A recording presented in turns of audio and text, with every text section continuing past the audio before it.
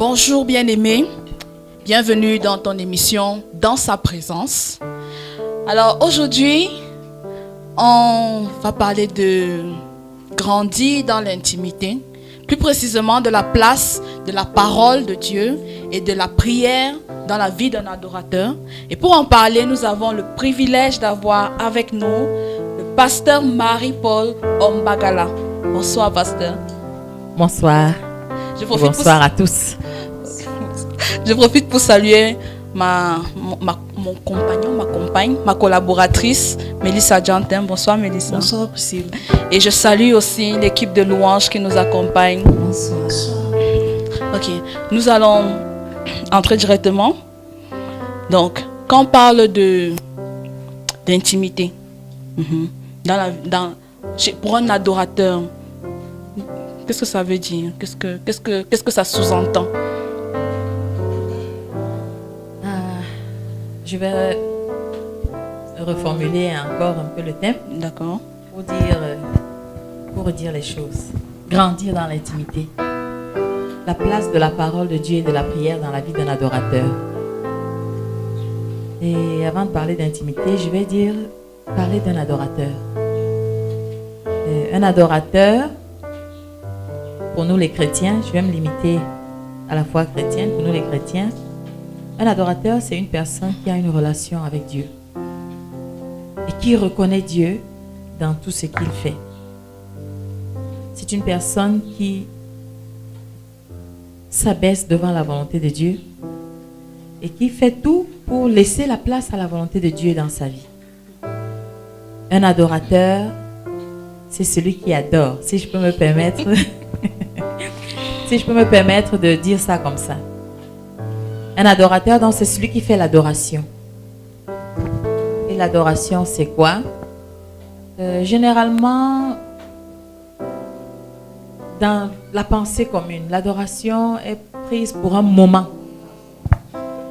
L'adoration est prise pour un moment. C'est pour ça que parfois on entend des gens dire, ok, je vais à l'adoration. Oui, c'est le temps de l'adoration. C'est le temps de l'adoration. C'est vrai qu'il y a les cultes d'adoration, il y a des réunions d'adoration. Mais l'adoration n'est pas le temps de l'adoration. L'adoration, si je peux définir par mes propres mots, l'adoration, c'est cette inclination à obéir à Dieu, à s'humilier, à s'abaisser devant Dieu pour lui laisser toute la place, pour lui laisser toute la gloire. C'est ça, cette inclination. Donc l'adorateur, c'est celui qui pratique l'adoration. On a donc compris que ce n'est pas un problème de temps, ce n'est pas un problème de moment, mais c'est un problème de vie. Parlant d'intimité, je parlais tout à l'heure de relation. Celui qui mène une intimité avec Dieu, c'est celui qui mène une relation qui n'est pas simplement communautaire avec le Seigneur. Parce que nous sommes nombreux, chrétiens, à avoir comme vie spirituelle la vie communautaire. Mais l'intimité avec Dieu ne se résume pas au moment où on se lève pour aller au culte, au moment où le matin on dit ok, voici le moment que j'ai pris pour la prière. On se lève, on prie pour respecter notre contrat. Pour respecter notre contrat et se dire ok, pendant cette journée j'ai fait ce qu'on attend d'un enfant. L'intimité, c'est beaucoup plus loin que ça, c'est dans notre cœur. On n'a pas notre cœur un moment et pas un autre, on a toujours notre cœur. Et c'est là que se passent toutes les choses qu'on appelle intimité avec Dieu. Donc, l'adoration n'est pas un moment. L'intimité n'est pas un moment. C'est deux choses qui sont toujours à l'œuvre. Qui sont toujours à l'œuvre. Pasteur Marie-Paul, j'ai bien aimé ce que tu as dit dans les coulisses lorsqu'on parlait de la différence entre l'adoration et la louange. En fait, tu as dit quelque chose d'assez pertinent. C'est que tout le monde peut louer Dieu. Et on peut le retrouver dans le psaume 150. La Bible dit que tout ce qui respire loue Dieu. J'aimerais que tu reviennes un peu là-dessus. Moi, mieux encore nous redire les mêmes choses que la fois dernière. Ok. Il y a une différence qui existe entre l'adoration d'un adorateur et la louange qu'on peut donner à Dieu. Parce que beaucoup de gens peuvent louer Dieu sans lui obéir. Celui qui n'obéit pas n'est déjà pas un adorateur. Celui qui choisit délibérément de ne pas obéir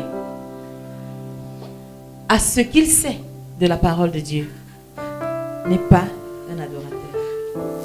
Dans le psaume 148, on voit la parole de Dieu qui demande au soleil, à la lune, aux armées, à tout ce qui est en haut dans les cieux, plus bas que la terre, de louer le Seigneur. Lorsque nous louons le Seigneur, nous sommes en train, par exemple, de lui dire merci. Voilà, j'ai voyagé, j'ai failli avoir un accident. Oh Dieu, merci. Même un païen peut le dire. Même celui qui n'est pas prêt à obéir à Dieu peut dire merci à Dieu. Même celui qui s'apprête à faire un genre de coup là. Voilà, on dit que les bandits. Le Seigneur va protéger. Après avoir commis un coup, disent vraiment, j'ai échappé. Le Seigneur m'a protégé cette fois-là. Merci Seigneur de m'avoir protégé. Ils n'ont peut-être pas tout à fait tort de dire merci, parce que Dieu leur a fait du bien. Donc, on voit dans le psaume 148, même les animaux à qui la parole de Dieu demande de louer Dieu. Donc, il y a une différence entre cette louange que tout le monde peut adresser à Dieu, obéissant ou pas, et l'adoration d'un enfant de Dieu qui est prêt à se soumettre à la parole de Dieu. Donc, un adorateur, ce que Dieu attend d'un adorateur, ce n'est pas cette louange générale. Ça, c'est une louange tout à fait générale que n'importe qui. Même nos grands-mamans qui sont idolâtres, quand on dit vraiment, il n'y a que lui. Il n'y a que lui. Elles reconnaissent qu'il n'y a que Dieu qui peut. Mais elles ne sont pas obéissantes. Elles le disent et puis après, elles vont faire leur pratique. Donc l'adorateur, ce que Dieu attend de l'adorateur, c'est quelque chose de beaucoup plus profond que cette louange qui est générale et qui est demandée même aux animaux, à qui l'obéissance n'est pas exigée. Non, ça veut dire que il y a la différence donc entre l'adorateur et celui qui n'adore pas, c'est l'obéissance. C'est l'obéissance la clé. L'adoration est essentiellement appuyée sur l'obéissance et sur la confiance à Dieu. Essentiellement. Ok. Bon, mais maintenant, comment donc offrir ce culte? Quand je dis culte, c'est pas culte du moment, mais cette vie d'adoration-là.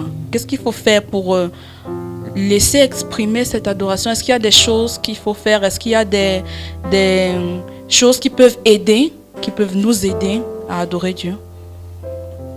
Oui. Nous ne pouvons pas nous lever et penser que nous allons adorer Dieu selon notre pensée, avoir des idées, commencer à chercher des idées. Comment je peux adorer Dieu? Dieu nous a dit comment faire les choses dans sa parole. Dieu nous a dit comment faire les choses. Quand nous lisons dans le psaume 100, poussez vers l'Éternel les cris de joie, vous tous habitants de la terre. Servez l'Éternel avec joie, venez avec allégresse en sa présence. Le psaume 100 commence à nous dire comment nous devons adorer Dieu. Quel est l'état de notre cœur. Et le psaume 100 nous dit aussi ce qu'on doit avoir dans la connaissance. Sachez que l'Éternel est Dieu. C'est lui qui nous a fait et nous lui appartenons. Donc ce n'est pas n'importe comment, selon nos pensées, selon nos idées, que nous devons nous lever pour adorer Dieu. On ne peut pas adorer Dieu sans connaître sa parole. Je sais que l'adoration, c'est un peu comme un service quand on est dans le restaurant et que le serveur arrive.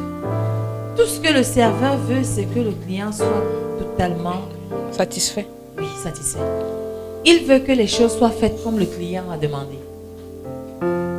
Il demande quel service il peut rendre au client. Donc le serveur ne vient pas avec sa propre idée, il vient demander au client ce qu'il aimerait. C'est un peu l'attitude que nous avons dans l'adoration avec Dieu. Seigneur, comment je pourrais faire les choses pour te plaire? Et nous avons la ressource qui nous révèle la volonté de Dieu, c'est sa parole. Il dit même que la parole de Dieu est vraiment cette source d'inspiration ou alors de motivation. Parce que souvent on se dit, qu'est-ce qu'on va dire à ce Dieu qu'on ne voit pas? Qu'est-ce qu'on va... On entend tellement les choses. Tu vas voir, on va écouter quelqu'un qui sait tellement bien parler. On se dit, mais qu'est-ce que je peux dire à Dieu? C'est vrai, on m'a dit, c'est servir. comment le faire et autres. On aimerait simplement vous encourager à trouver toute cette motivation-là dans la parole de Dieu, toute cette volonté. Lorsque tu ne sauras pas quoi dire à l'Éternel, tu peux simplement t'appuyer sur un texte de l'Écriture. Tu peux vraiment le lui rappeler, ou alors on parlait même du service, on était sur le service qu'on rend à quelqu'un, qu'on rend aux semblables, qu'on rend aux saints. La Bible nous demande de prendre soin les uns les autres. C'est vraiment ça, adorer notre Dieu. Donc ça ne se résume pas en un lieu, en un moment. Tu vois, ce fameux temps pendant le culte, on dit ok, bien aimé, maintenant on va adorer le Seigneur. Et on voit tout le groupe de louanges qui casse la musique, et c'est quelque chose qui te fait dormir. Et alléluia, et c'était bien. Et après, bien aimé, vraiment, ce temps d'adoration était quelque chose. On a senti le temps d'adoration et tout. Donc, la bonne nouvelle, c'est qu'on tire toute l'essence de l'adoration dans la parole de Dieu. On trouve toute l'essence de l'adoration dans notre désir à vouloir obéir, pas ce qu'on a senti, mais ce qu'on a vu, on a lu dans la parole de Dieu. Ça, c'est très important. La parole nous aide à savoir ce que l'adoration n'est pas. Ah, ça? Si nous lisons dans Ésaïe 58, nous nous rendons compte qu'il y a des cultes que Dieu a rejetés. Il y a des adorations que Dieu a rejetées. Bon, pas des adorations, mais les personnes que Dieu a rejetées. Parce qu'avant de rejeter ce que nous avons, Dieu nous rejette nous-mêmes. Si on rentre un peu dans le texte de Caïn et Abel, c'est vrai qu'on ne nous dit pas exactement pourquoi Dieu a rejeté, c'est pas écrit expressément, pourquoi Dieu a rejeté l'offrande de Caïn. Mais ce qui est écrit, Dieu porta un regard favorable sur Abel et sur son offrande. Et il ne porta pas un regard favorable sur Caïn et sur son offrande. Donc nous d'abord, et ensuite ce que nous apportons au Seigneur. Et je disais que quand nous lisons Ésaïe 58, nous nous rendons compte d'un bon nombre de causes pour lesquelles le Seigneur n'accepterait pas notre offrande. Les autres, comment nous traitons les autres qui sont autour de nous, ça fait partie de l'adoration. Comment nous traitons les autres, c'est important pour savoir si Dieu va accepter notre adoration ou pas. Et l'apôtre Jean nous dit, mais comment tu peux aimer Dieu que tu ne vois pas? Et tu n'aimes pas ton frère qui est à côté. Et Jésus dit, tout ce que vous faites à ces petits autour de vous, c'est à moi que vous le faites. Donc nous, notre acceptation, même à un moment donné, sera conditionnée parce que comment nous aurons traité les autres. Et quand nous lisons 1 Corinthiens 13, nous voyons là encore certaines conditions pour lesquelles notre service ne serait pas accepté. Si nous allons jusqu'à nous livrer pour le bien des autres et que nous n'avons pas l'amour. On ne peut pas vivre avec Dieu. Un adorateur ne vit pas en vase clos avec Dieu. Oh, j'adore le Seigneur. Vraiment, mon Seigneur. Et quand il sort, on ne reconnaît en lui. On ne reconnaît pas le disciple de Christ par l'amour. Parce que Jésus dit, c'est à l'amour que vous portez les uns aux autres qu'on saura que vous êtes mes disciples. Voilà pourquoi la parole de Dieu est très importante pour adorer. Là, on parlait de comment la parole peut nous aider à corriger ce que nous appelons pour nous-mêmes adoration. Comment la parole peut nous aider à adorer? Quand nous lisons les choses que le Seigneur a faites et que nous mettons notre espérance dans ces choses. Quand nous voyons par exemple pour une femme qui a besoin d'un enfant, que Anne a attendu et un jour, Dieu a décidé de lui donner non pas un, mais plusieurs enfants et un super enfant. Des juges, prophètes, sacrificateurs et autres, ce qu'on n'avait jamais vu en Israël à l'époque. Ça donne l'espoir. Ça lui permet de s'abaisser plus devant Dieu, de connaître cet aspect de Dieu. Or, si on ne lit pas dans la parole de Dieu, il y a toutes ces choses qu'on rate. Souvent, on se contente des bénédictions. Oh, le Seigneur m'a béni. Il a permis que tout mon argent qui était bloqué soit débloqué sans que je ne donne un franc à tout. Ce sont des petits cadeaux, c'est pas tout. Et si on se contente de toutes ces choses que nous appelons bénédictions, nous ratons l'essentiel. Nous ratons l'essentiel. Donc voilà comment la parole peut nous diriger pour pour que nous ne soyons pas conduits vers une fausse adoration, vers un culte qui ne sera pas accepté, et peut nous encourager à connaître Dieu dans ses diverses façons de réagir. Le peuple d'Israël allait en guerre. Et Dieu dit, prends juste 300. Ok, ceux qui ont peur, rentrez. Ceux qui viennent se marier, rentrez. Ceux qui... Et parmi tous ces gens, il dit, ok, amène-les vers le ruisseau. Prie encore. Ça permet de savoir que ce n'est pas le grand nombre qui peut nous donner la victoire. Quand Dieu est avec nous, même si on n'a pas un grand nombre, on peut avoir la victoire. Voilà un certain nombre de choses. Lorsque nous entrons profondément dans la parole de Dieu, voilà des choses qui nous aident à adorer. Quand nous apprenons que si nous confessons nos péchés, il est fidèle et juste pour nous les pardonner et nous purifier de toute iniquité, ça nous permet de ne pas laisser la culpabilité envahir notre culte, envahir notre adoration. Mais cela nous permet d'avoir le courage de confesser à Dieu. Donc voilà toutes ces choses qui se trouvent dans la parole de Dieu et qui aident l'adorateur à donner une adoration comme Dieu aimerait. Pourquoi? Parce que la parole de Dieu nous révèle celui que nous adorons. La parole de Dieu est très importante dans la vie d'un adorateur. Ok, et comme autre élément important, on parle aussi de la prière. Mais à ton avis, c'est quoi la place de la prière dans l'adoration, dans la vie de l'adorateur? Parce que la parole, tu as dit, la parole nous montre qui Dieu est, mais la parole nous permet aussi de nous voir, de savoir qui nous sommes, de savoir ce que Dieu dit de nous. Mais maintenant, est-ce qu'il ne manque pas quelque chose? On ne peut pas parler de chrétiens sans la prière. Jésus est notre premier exemple, est notre premier modèle. Et quand nous lisons dans la parole de Dieu, nous voyons que Jésus avait la coutume de prier. Il avait la coutume de prier.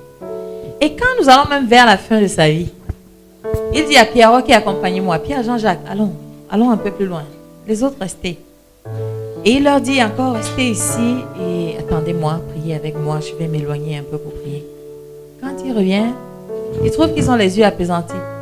Vous n'avez même pas pu veiller une heure avec moi. On ne peut pas parler de la parole de Dieu sans prière. Pourquoi? La parole de Dieu s'adresse à nous. La parole de Dieu est vivante et elle demande que nous puissions lui répondre. La façon de répondre à la parole de Dieu, premièrement, c'est dans la prière. Parce que c'est très difficile d'entrer dans la parole de Dieu sans qu'elle ne nous montre un de nos péchés. Chaque fois qu'on médite dans la parole de Dieu, si on est sincère, on va toujours détecter deux choses là où Dieu dit ça ne marche pas très bien. Et comment est-ce que nous pouvons répondre?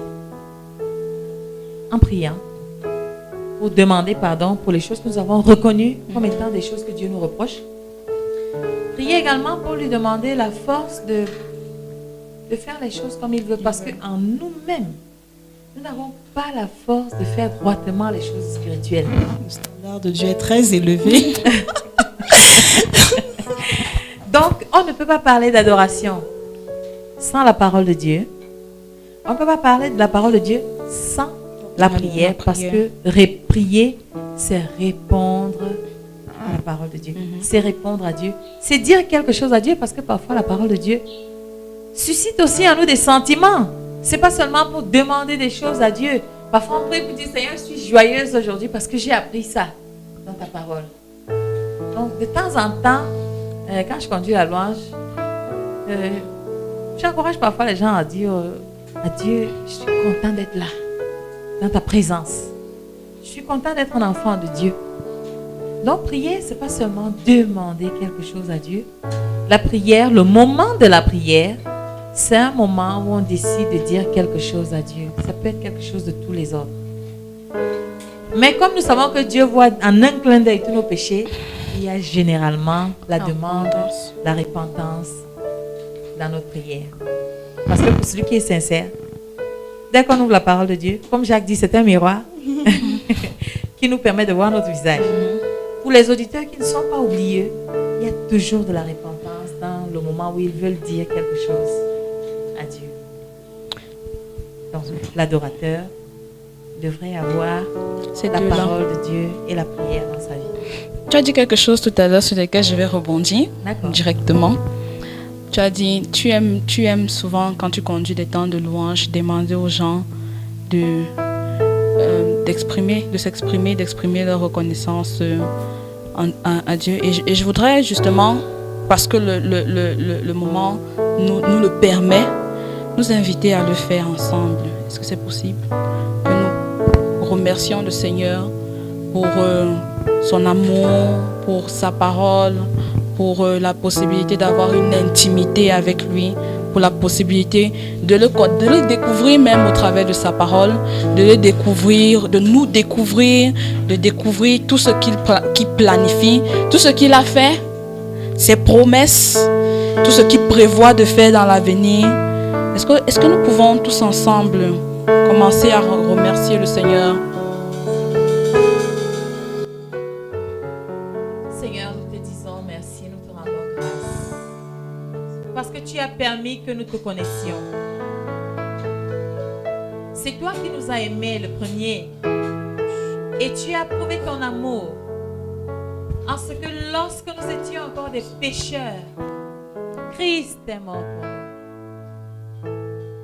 Seigneur, nous sommes reconnaissants.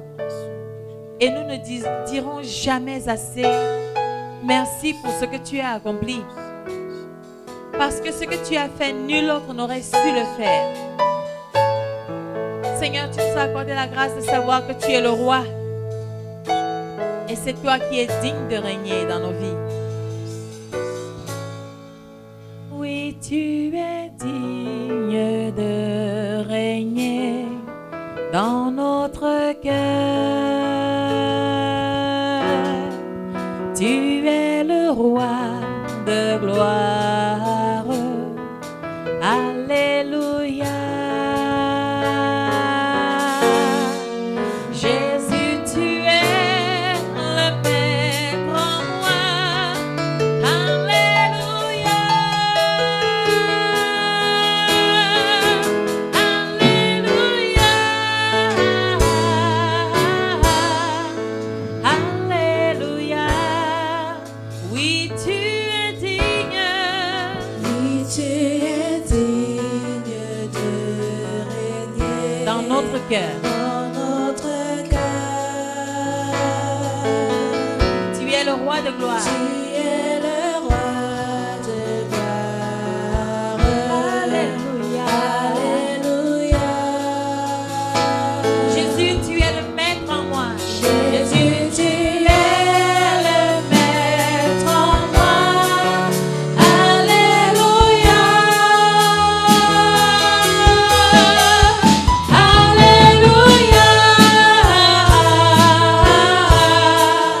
Alléluia. Oui, tu es digne de régner sur toutes nos affaires. Oh, tu es le roi de gloire. Alléluia. Jésus, tu es le maître en moi. Jésus, tu es le maître en moi. Alléluia. Alléluia.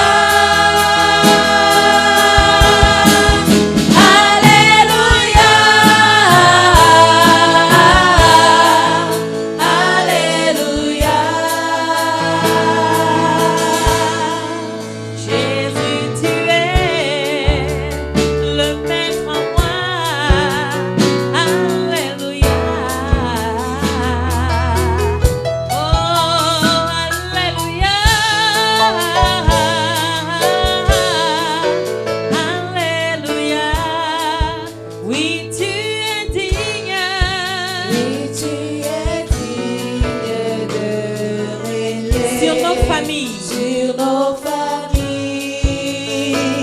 Tu es le roi de gloire. Tu es le roi de gloire. Alléluia. Jésus, tu es le maître en moi. Alléluia.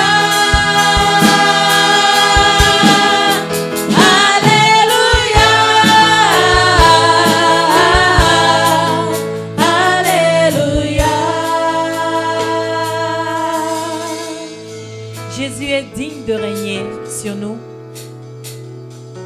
Il est un roi tout-puissant. Il est le roi tout-puissant. Et pourtant plein de bonté. Et pourtant plein de miséricorde. Il est glorieux, pourtant il est humble. Il est digne vraiment de régner sur nos cœurs. Il est digne de régner sur tout ce qui nous concerne. Et surtout, il est digne parce qu'il est vivant. Il est vivant pour toujours. Il n'y a pas une espérance de vie pour le Dieu éternel, Jésus. Il est digne de régner. Lui qui est Alpha et Oméga. Il est vivant et nous le verrons certainement un jour. Il est digne de régner. Oh Jésus, tu es digne de régner. Je sais qu'un jour mes yeux verront Jésus. Je sais qu'un jour mes yeux verront Jésus.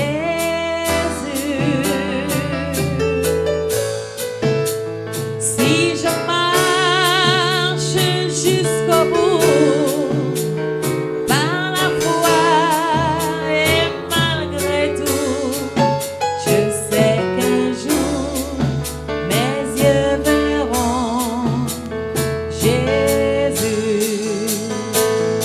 Je sais qu'un jour, Je sais qu'un jour mes yeux verront Jésus. oh oui, je sais. Je sais qu'un jour mes yeux verront Jésus. Si je marche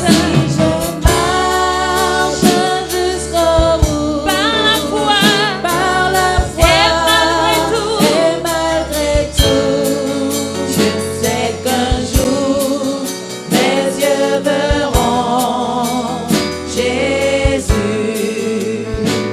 si je marche jusqu'au bout, Si je marche jusqu'au bout par la foi et malgré tout, je sais qu'un jour mes yeux verront Jésus. je sais qu'un jour je recevrai ma couronne. Je sais qu'un jour je recevrai ma récompense. Si je marche jusqu'au bout, Si je marche jusqu'au oh, par la foi, par la foi et malgré tout, je sais qu'un jour mes yeux verront Jésus. si je marche, Si je marche jusqu'au bout par la foi et malgré tout, je sais qu'un jour mes yeux verront Jésus. bien-aimé, Jésus est vivant. Et tout ce que tu fais aujourd'hui pour l'adorer, pour tout ce que tu as abandonné pour servir le Seigneur, tout ce que tu as abandonné pour que Dieu soit glorifié dans ta vie, tu ne regretteras pas. Parce que sa parole s'accomplira certainement. Bien-aimé, toi qui adores le Seigneur, ton œuvre va survivre au feu. La parole Dieu dit que l'œuvre de chacun sera éprouvée par le feu. Mais toi qui adores le Seigneur, toutes tes œuvres survivront au feu et tu recevras ta couronne. Tu recevras certainement ta récompense dans la gloire et tu seras dans la gloire avec ton Dieu. Bien-aimé, confesse encore sans hésiter que ton avenir est dans sa main. Confie-toi au Seigneur parce qu'il est Dieu. Ton avenir est dans ta surmain, dans sa surmain. Dis-lui encore au Seigneur maintenant. Quelles que soient les inquiétudes de ton cœur, dis au Seigneur, je me confie en toi.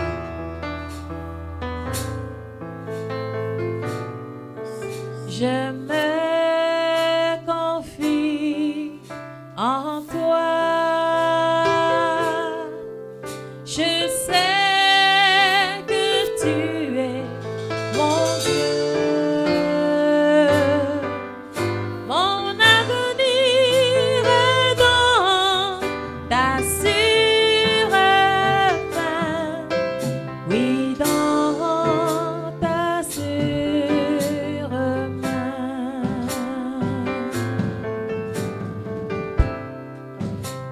Je me confie en toi. Je me confie en toi. Je sais que tu es mon Dieu. Je sais que tu es mon Dieu. Mon avenir est dans ta surmain. Mon avenir est dans ta surmain. Oui, dans ta surmain. Je te bénis, Seigneur. Je te bénis, Seigneur. Tu es mon puissant sauveur. Tu es mon puissant sauveur. Oui, ton amour pour moi durera toujours. Pour moi durera toujours. Bien-aimé, bénis le Seigneur parce que tes projets sont dans sa surmain. Pour tout ce que tu n'as pas encore reçu, bénis le Seigneur. Parce que la parole de Dieu dit que Dieu connaît nos besoins. Dieu connaît tous tes besoins. C'est pourquoi il ne te donne pas tout. Il te donne ce dont tu as besoin. Il est un bon père qui sait donner à ses enfants ce dont ils ont besoin. Bien-aimé, bénis le Seigneur pour tout ce que tu attends. Est-ce que tu attends le travail? Est-ce que tu attends le mariage? Est-ce que tu attends un enfant? Cela ne doit pas être une source de souci ou une source d'incrédulité, mais plutôt une source de confiance à Dieu, parce qu'il fait toutes choses bonnes en son temps. Tu lui appartiens, c'est lui qui t'a fait. Tu lui appartiens. Dis encore, je me confie en toi. Je sais que tu es mon Dieu. Je me confie en toi. Je sais que tu es mon Dieu. Je sais que tu es mon Dieu. Mon avenir est dans ta sûre main. Oui, dans ta sûre main. Je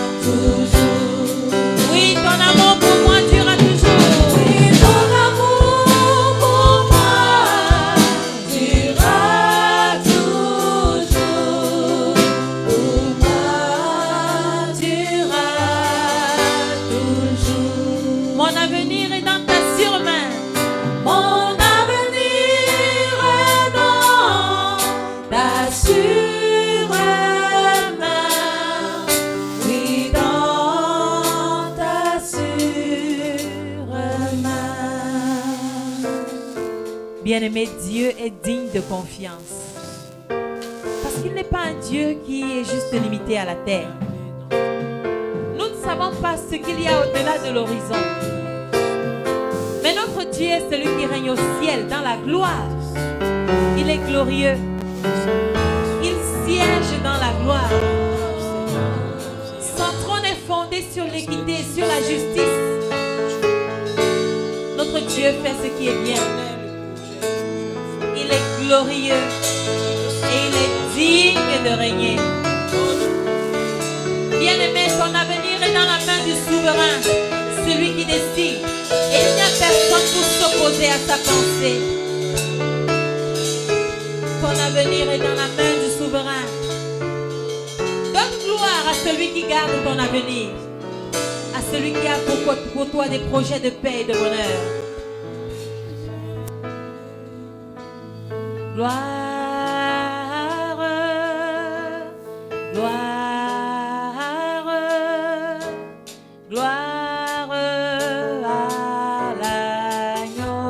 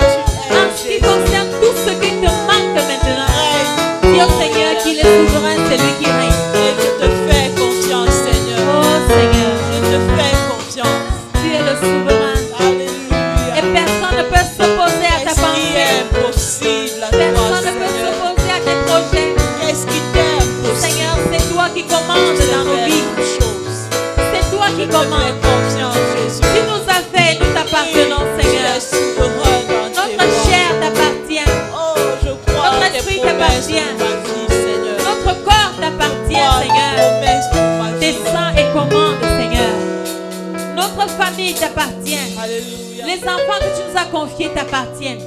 Toutes les richesses que tu nous as confiées t'appartiennent. Les dons que tu nous as confiés t'appartiennent. Seigneur, toutes nos situations t'appartiennent. Quel que soit ce que nous vivons maintenant, nous voulons te donner la gloire. Parce que tu es souverain.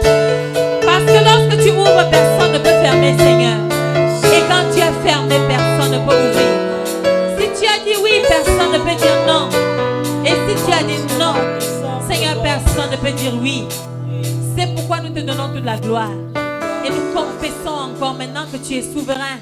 Que tu es souverain. Seigneur, tu es souverain. Seigneur, tu es souverain. Seigneur, tu es souverain. Car tu es glorieux et digne de régner. Jésus, tu es l'agneau souverain.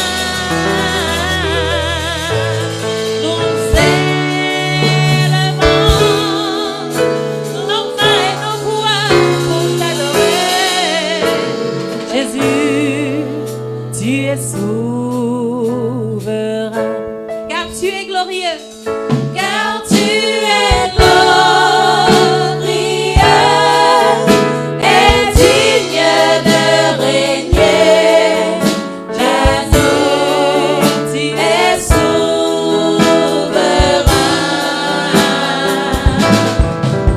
Nous élevons nos voix pour t'adorer. L'agneau est souverain.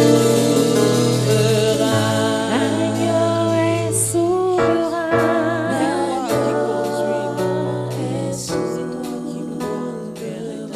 L'agneau est plein d'amour.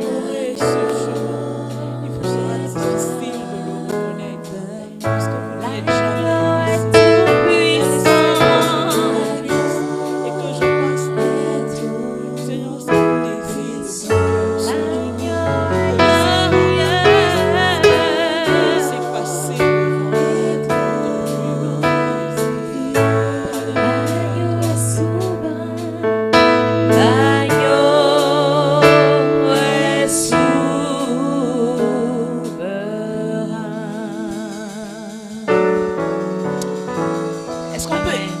Est-ce qu'on peut offrir une offrande d'acclamation à notre roi?